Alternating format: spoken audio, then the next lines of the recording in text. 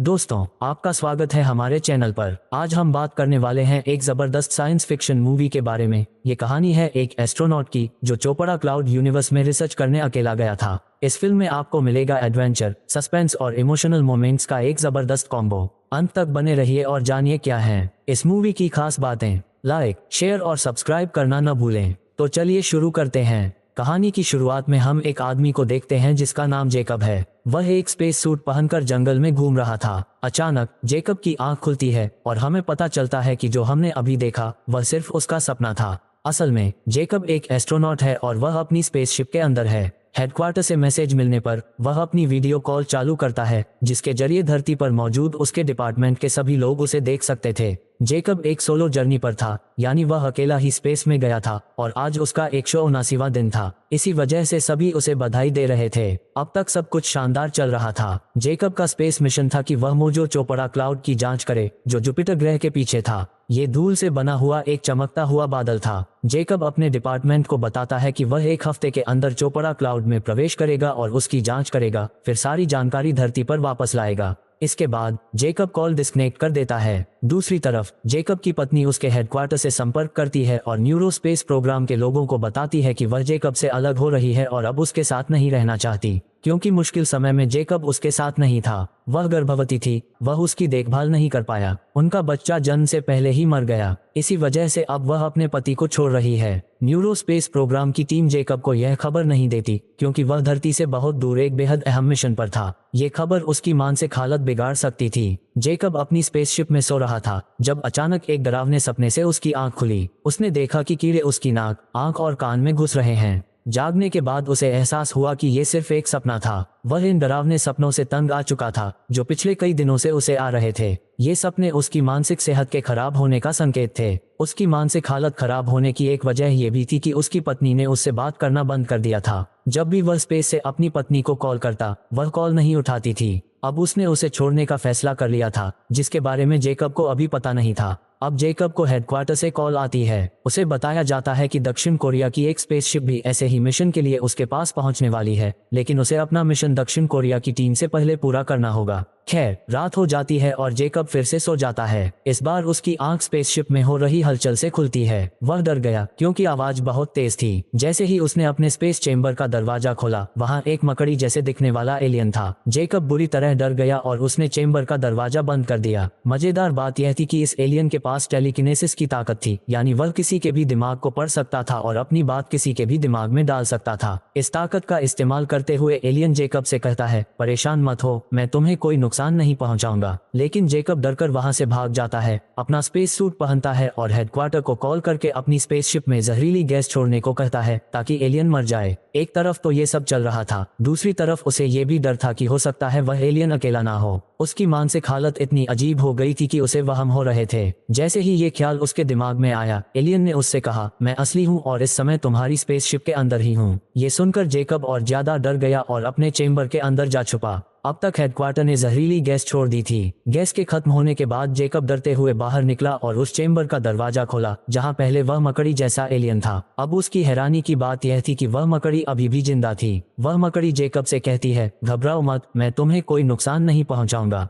तुम्हारी जहरीली गैस ने भी मुझे कोई नुकसान नहीं पहुंचाया है। अब जेकब उससे पूछता है, तुम मुझसे आखिर चाहते क्या हो? जवाब में वह एलियन कहता है, मैं भी तुम्हारी तरह एक रिसर्चर हूँ। इस समय मैं तुम्हें समझना चाहता हूँ क्योंकि तुम मुझे बहुत अकेले लगते हो। यही वजह है कि मैं खुद को तुम्हारे पास आने से रोक नहीं पाया। ये सारी बातें सुनकर जेकब और भी ज्यादा बेचैन और परेशान हो जाता है, इसलिए वह नींद की गोलियां लेकर सोने चला जाता है। जब जेकब सोकर उठा तो उसे अपनी पत्नी की बहुत सारी यादें दिखने लगीं। जेकब ने उस एलियन से पूछा, क्या तुम ये सब कर रहे हो? क्या तुम मुझे ये सब दिखा रहे हो? एलियन कहता है, हाँ, क्योंकि मैं तुम्हारी तन्हाई दूर करना चाहता हूँ। क्या तुम्हारे पास अंडे हैं? एलियन ने पूछा, क्योंकि उसने जेकब के दिमाग से जान लिया था कि अंडे काफी पसंद किए जाते हैं। जेकब ने जवाब दिया, इस समय मेरे पास अंडे तो नहीं है, लेकिन मेरे पास पीनट बटर है। उसने एलियन को पीनट बटर दिया जो उसे बहुत पसंद आया। जेकब से बात करते हुए एलियन को पता चला कि जेकब यहाँ चोपड़ा क्लाउड की जांच करने आया है। एलियन, जो पहले से ही इस क्लाउड के बारे में बहुत कुछ जानता था, जेकब को बताता है कि ये क्लाउड तब से मौजूद है जब से आकाशगंगाएं बनी थीं। एलियन ने जेकब को फिर से उसकी पत्नी की यादें दिखाईं। इस बार जेकब ने एलियन से पूछा, तुम्हारा नाम क्या है? एलियन ने जवाब दिया, मेरा कोई नाम नहीं है। तो जेकब ने उसका नाम हानुस रख दिया। हानुश। थोड़ी देर बाद वह एलियन फिर से जेकब को उसकी पत्नी की यादें दिखाने लगा, जिससे अब जेकब तंग आ चुका था। उसकी पत्नी उससे लंबे समय से नाराज थी और ये यादें उसे तकलीफ दे रही थीं। बार बार उसकी याद दिलाने से उसे और दर्द हो रहा था। इसलिए एलियन ने उसे उसके पिता की यादें दिखाना शुरू कर दिया, जिससे जेकब और भी दुखी हो गया। उसने हानुस एलियन से कहा कि उसके पिता की मृत्यु हो चुकी है। बातचीत के दौरान चोपड़ा क्लाउड का एक कण उनकी स्पेसशिप से चेंबर में आ गया। ये देखकर जेकब बहुत उत्साहित हो गया और उसने उस कण को पकड़ने की कोशिश की, लेकिन एलियन ने उसे बताया कि इन कणों को पकड़ा नहीं जा सकता। बातचीत के दौरान जेकब का ध्यान स्पेसशिप से हट गया था और इसी बीच चोपड़ा क्लाउड तेजी से उनकी ओर बढ़ रहा था। स्पेसशिप लगभग नष्ट होने वाला था। जेकब बेहद डर गया था। उसके हाथ पैर कांप रहे थे। उसे समझ नहीं आ रहा था कि क्या करे। उसी वक्त एलियन उसे शांत करने के लिए उसे गले लगाता है और कहता है, चोपड़ा क्लाउड बस एक साधारण बादल की तरह है। भले ही यह धूल का बना हो, लेकिन ये तुम्हारी स्पेसशिप को कोई नुकसान नहीं पहुंचाएगा।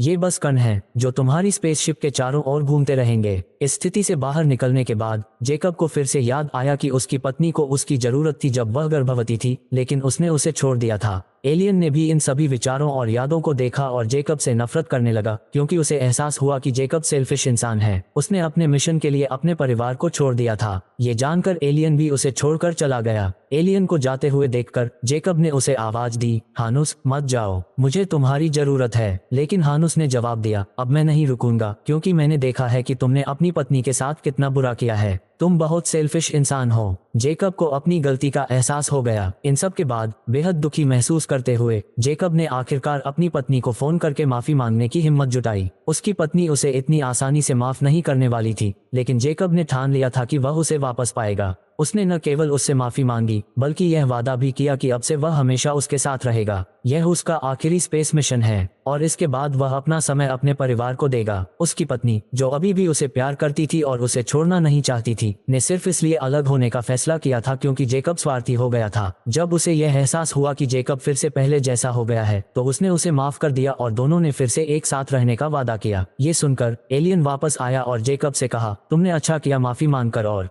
अपनी गलती को समझकर। अब सुनो, आराम करो, क्योंकि कल तुम्हारे मिशन का बहुत इंपॉर्टेंट दिन है। कल तुम चोपड़ा क्लाउड के बड़े हॉल के बीच होगे। क्लाउड के कई कण अभी भी स्पेसशिप के चारों ओर थे और जेकब उन्हें देख सकता था। इसके बाद वह सोने चला गया और जब सुबह उठा तो वह अपने मिशन के लिए पूरी तरह तैयार था। उसने अपने हेडक्वार्टर से संपर्क किया, जहां उसे पता चला कि पूरी दुनिया उसे देख रही है। उसका मिशन टीवी पर लाइव प्रसारित होने वाला था। जेकब चोपड़ा क्लाउड में प्रवेश करता है, जबकि पूरी दुनिया उसे देख रही थी। ये सब देखकर जेकब इस नतीजे पर पहुंचता है कि चोपड़ा क्लाउड तब बना होगा जब सूरज विस्फोट हुआ था, जिससे यह आकाशगंगा बनी। ये कण आकाशगंगा के बनने के बाद बची हुई चीजें थीं। यही वजह थी कि ये इतने चमकदार दिखते थे। जैसे ही वह ये सब कह रहा था, हानुस ने पीछे से उसे बताया कि वह जा रहा है, क्योंकि उसे एक भयानक संक्रमण हो गया है। इस संक्रमण ने उसके जैसे सभी एलियनों को एक और ग्रह पर मार डाला था और अब यह उसे भी मार देगा। ये कहकर हानुस स्पेसशिप से बाहर चला गया। ये सब सुनकर जेकब बहुत दुखी हुआ और तुरंत हानुस के पीछे बाहर चला गया।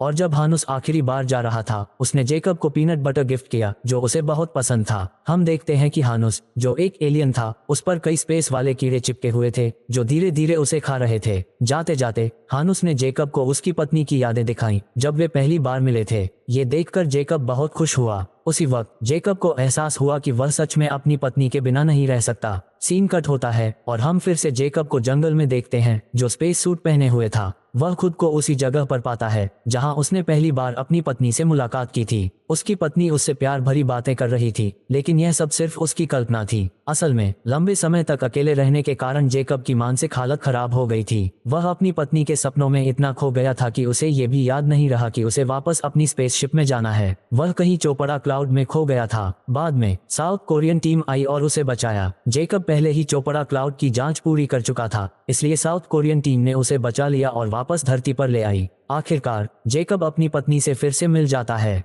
उसने यह फैसला कर लिया था कि अब वह कभी भी अपनी पत्नी और परिवार को नहीं छोड़ेगा। इसी के साथ ये कहानी खत्म हो जाती है। अगर दोस्तों आपको हमारी यह वीडियो पसंद आई हो तो हमारे द मूवी मिस्ट्री चैनल को लाइक और सब्सक्राइब जरूर करें। तो मिलते हैं हम आपसे नेक्स्ट कहानी में। Thanks for watching.